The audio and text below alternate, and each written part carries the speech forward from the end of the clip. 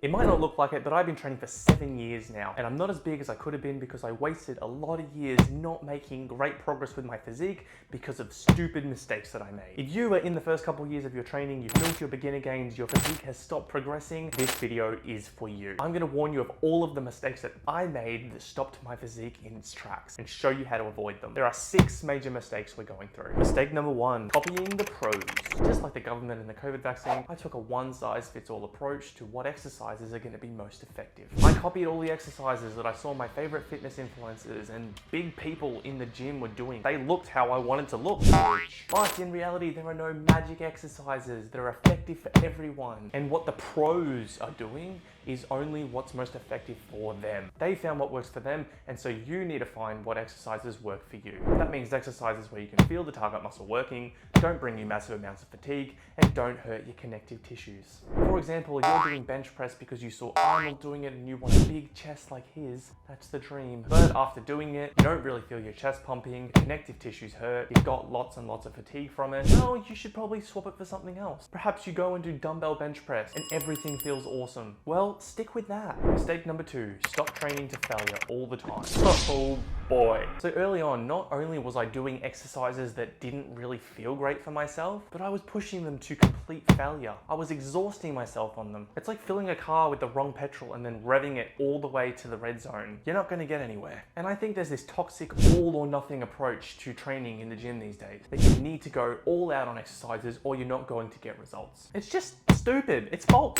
Especially on your big compound lifts, you want to stay a couple of reps away from failure. Another easy way to think about it is leave 1 or 2 reps in the tank. All training to failure does all the time is build massive amounts of unnecessary fatigue, increase your risk of injury, and trust me, your motivation to train is going to dip.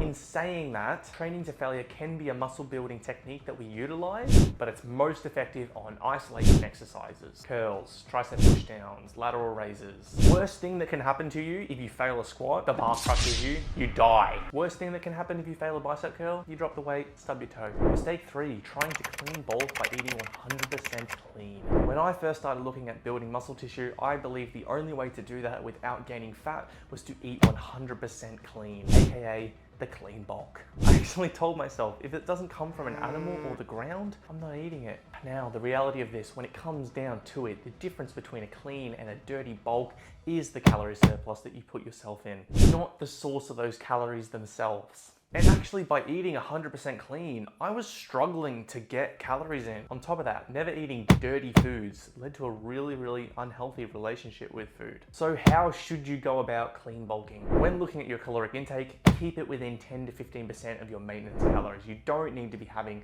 insane amounts of calories above maintenance to actually build tissue. On top of that, do not eat too clean. 80% whole natural clean ingredients, 20% dirty foods. Eat what you want. Mistake 4, eating too much protein. You hear about it all the time. Protein. Over the last 20 years, the word protein has gotten 4 times more popular on Google Trends. Now I'm going to take a very controversial stance on this. Protein is overrated. The pain gods are coming for me.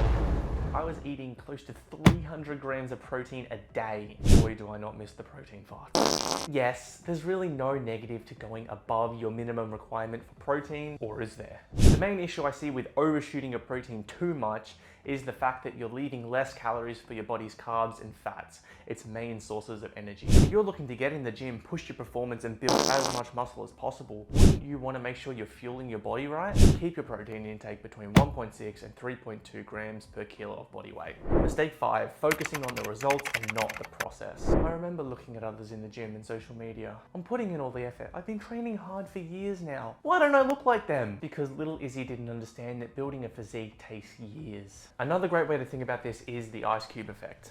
Every time you work out, you eat healthy, you are warming up your ice cube. But it's not until you actually hit that crucial 0 degrees Celsius, aka putting in all of the hard work over years and years, that you'll see your efforts paying off. Mistake 6, letting motivation dictate your actions. For whatever reason, early on in training, I was someone that really needed to feel motivated to actually get in the gym and do a workout. Now, there's an obvious problem with this. I felt motivated, I went to the gym. I didn't feel motivated, I didn't go to the gym. There was no consistency with my habits. And my solution to this, again, was all about mindset. You need to learn to disassociate disassociate your levels of motivation and your actions. The second thing that helped me get over this motivation mumbo jumbo is understanding this. Oh, not this. We actually need to flip this on its head.